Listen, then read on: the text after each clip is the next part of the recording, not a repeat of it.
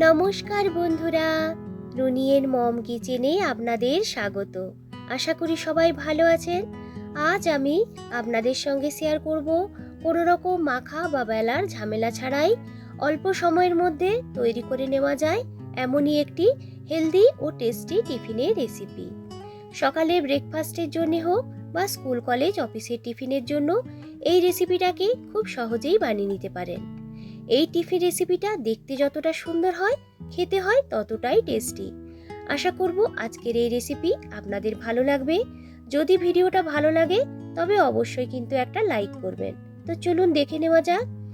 আজকের এই টিফিন রেসিপিটাকে বানানোর জন্য আমি এখানে নিয়েছি 1 বাটি মতো সুজি। এর সাথে দিয়ে দিলাম 2 টেবিল চামচের মতো টক দই। টক দইয়ের পরিবর্তে আপনারা এখানে পাতিলেবুর রসও ব্যবহার করতে পারেন। যে বাটি মাপ করে সুজি নিয়েছিলাম সেই বাটি মেপে নিয়ে নিলাম 1 বাটি মতো জল। এরপর একটা চামচ কিংবা হ্যান্ড মিক্সারের সাহায্যে ভালো করে ব্যাটারটিকে ফেটিয়ে নেব। চেষ্টা করবেন এই ব্যাটারটার মধ্যে যাতে কোনো রকম লাম্পস না থাকে। ঢেকে রেস্ট করার জন্য ব্যাটারটিকে রেখে দেব 2 থেকে 3 মিনিটের মতো। এই রেসিপিটাকে একটু হেলদি ও কালারফুল বানানোর জন্য এখানে আমি নিয়েছি একটা বড় সাইজে ছোট ছোট করে কেটে নেওয়া পেঁয়াজ, হাফ ক্যাপসিকাম কুচি, ছোট মাপের একটা গ্রেট করা গাজর ও টমেটো কুচি। ঝালের জন্য এখানে নিয়েছি 2টো কাঁচা লঙ্কা কুচি আর নিয়েছি সামান্য একটু ধনেপাতা কুচি।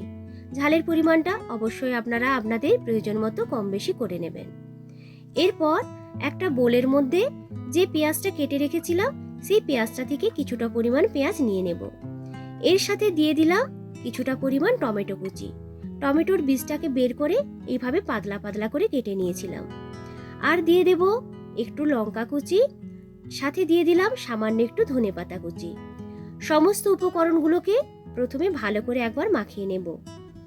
এরপর এর মধ্যে দিয়ে দিলাম সামান্য পরিমাণ একটু কাশ্মীরি লাল লঙ্কার গুঁড়ো আর দিয়ে দেব একটু মিক্স হার্ব। লাস্টের 2টো উপকরণ কিন্তু সম্পূর্ণ অপশনাল। সমস্ত কিছুকে ভালো করে মাখিয়ে সাইডে সরিয়ে রেখে দেব। 3 মিনিট পর ঢাকনাটি খুলে একবার চেক করে নেব। তো দেখুন সুজিটা কিন্তু খুব সুন্দরভাবে ফুলে উঠেছে। এরপরে কেটে রাখা সমস্ত সবজিগুলোকে এক এক করে দিয়ে দেব ওই ব্যাটারটির মধ্যে। আপনাদের হাতের কাছে যা সবজি থাকবে তাই দিয়েও কিন্তু আপনারা এই রেসিপিটাকে বানিয়ে নিতে পারেন। বাদ বাকি যে লঙ্কা কুচি ও ধনেপাতা কুচিটা আছে ওইগুলোও কিন্তু দিয়ে দেব। ঝালের পরিমাণটা আপনারা প্রয়োজন মতো কম বেশিও করে নিতে পারেন। ব্যাটারটার সাথে সমস্ত সবজিগুলোকে খুব ভালো করে মিশিয়ে নেব। এরপরে এর মধ্যে দিয়ে দিলাম পরিমাণ মতো নুন ও হাফ টেবিল চামচের মতো বেকিং সোডা। বেকিং সোডার পরিবর্তে আপনারা চাইলে এখানে ইনো ব্যবহার করতে পারেন। বেকিং সোডা বা ইনো ব্যবহার করলে টিফিনগুলো একটু ফ্লপি ও নরম হয়। ভালো করে সমস্ত কিছুকে এইভাবে একটু মিশিয়ে নিতে হবে। ব্যাটারটা খুব বেশি ঘন বলে মনে হয়েছিল, তাই আর একটু জল ওই ব্যাটারটার মধ্যে দিয়ে দেব।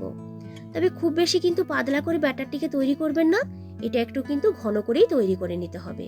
টিফিনগুলোকে তৈরি করে নেওয়ার ঠিক আগে ওই ধনেপাতা ও পেঁয়াজের মিক্সটার ভেতরে দিয়ে দেব পরিমাণ মতো নুন। নুনটা এই সময় দেবেন, আগে থেকে দিলে সবজিগুলো থেকে কিন্তু জল বেরিয়ে যাওয়ার সম্ভাবনা থাকে। এই টিফিন রেসিপিটা বানানোর জন্য একটা ফ্রাই প্যানকে খুব ভালো করে গরম করে নিয়ে এর মধ্যে দিয়ে দিলাম সামান্য পরিমাণ একটু তেল। যখন প্যানটা খুব ভালো করে গরম হয়ে যাবে তখন গ্যাসের ফ্লেমটাকে একদম লোতে করে দিয়ে ব্যাটারটাকে ভালো করে ফেটিয়ে নিয়ে 2 থেকে আড়াই হাতা মতো ব্যাটার দিয়ে দেব ওই প্যানের মধ্যে। হাতার পেছনটা দিয়ে এইভাবে ব্যাটারটিকে একটু স্প্রেড করে নেব, তবে খুব বেশি কিন্তু পাতলা করে স্প্রেড করবেন না। তৈরি করে রাখা পেঁয়াজ ও ধনেপাতার মিক্সটাকে একটি চামচ দিয়ে ছড়িয়ে ছড়িয়ে দিয়ে দেব ওই ব্যাটারটার ওপরটাতে। এরপরে একটা খুন্তির সাহায্যে আলতো করে প্রেস করে ভালো করে ব্যাটারটির উপরে সেট করে নেব। ঢেকে লো ফ্লেমে রেখে দিলাম 2 থেকে 3 মিনিটের মতো। 3 মিনিট পর ঢাকনাটি খুলে নিলে দেখতে পাবেন ওপরের দিকটা বেশ ভালো হয়ে ড্রাই হয়ে এসেছে।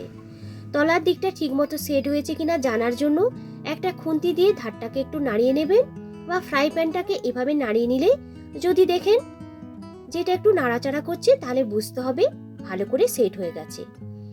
সামান্য একটু তেল উপরটাতে ছড়িয়ে দিয়ে উল্টে দেব অপর দিকটা ভেজে নেওয়ার জন্য। অপর দিকটা ভেজে নিতে কিন্তু খুব বেশি সময় লাগবে না, মিনিট দুয়েকের মধ্যেই কিন্তু এটা ভাজা হয়ে যাবে। আপনারা চাইলে এই পর্যায়েও কিন্তু এই প্যানকেক বলুন বা পিৎজাগুলোকে নামিয়ে নিতে পারেন। আমি একটু লালচে করে ভেজে নেব, তাই আরও একবার এইভাবে উল্টে পাল্টে এইগুলোকে ভেজে নিয়েছি। তো দেখুন দেখতে কতটা লোভনীয় হয়েছে আর হয়েছে কতটা সুন্দর। একই রকম ভাবে আমি আরও যে ব্যাটারটা তৈরি করে রেখেছিলাম সেই ব্যাটার থেকে এক এক করে প্যানকেকগুলো বা পিৎজাগুলো বানিয়ে নেব। এই টিফিন রেসিপিটা বানানোর জন্য আমি 1 বাটি সুজি নিয়েছিলাম। 1 বাটি সুজি থেকে আমার 4টে পিৎজা বা সুজির প্যানকেক কিন্তু তৈরি হয়ে গিয়েছিল। লো ফ্লেমে এই রেসিপিটাকে বানিয়ে নিতে হবে। তো দেখুন কতটা সুন্দর হয়েছে। বাচ্চাদেরকে এইভাবে যদি আপনারা টিফিনটা বানিয়ে দেন তাহলে টিফিন বক্স কিন্তু খালি হয়েই ফিরে আসবে। একে একে করে আমি সমস্ত প্যানকেক বা পিৎজাগুলোকে কিন্তু বানিয়ে নিয়েছি। এইগুলো দেখতে হয়েছে কতটা সুন্দর আর খেতে কিন্তু হয় ততটাই টেস্টি। অবশ্যই এইভাবে একবার বানিয়ে দেখবেন। তো বন্ধুরা, আজকের এই সুজির প্যানকেক বা সুজির পিৎজা রেসিপি আপনাদের কেমন লাগলো অবশ্যই কিন্তু আমাকে কমেন্ট করে জানাবেন। যদি রেসিপিটা ভালো লাগে তবে একটা লাইক ও রেসিপিটাকে বেশি করে শেয়ার করতে কিন্তু ভুলবেন না। আমার চ্যানেলে যারা নতুন বন্ধু তাদের কাছে অনুরোধ রাখলাম চ্যানেলটিকে সাবস্ক্রাইব করে আমার সাথে থাকার জন্য। এইরকম পিৎজা শেপে কেটে নিয়ে আজকে সার্ভ করেছি একটু টমেটো সসের সঙ্গে। তো দেখুন দুটো দিক কিন্তু খুব সুন্দরভাবে ভাজা ভাজা হয়ে গেছে আর দেখতেও হয়েছে খুব সুন্দর। পুরনো বন্ধুদেরকে অসংখ্য ধন্যবাদ জানিয়ে আবারও হাজির হব নতুন কোনো দিন নতুন কোনো রেসিপির ভিডিও নিয়ে। আজকের মতো টাটা।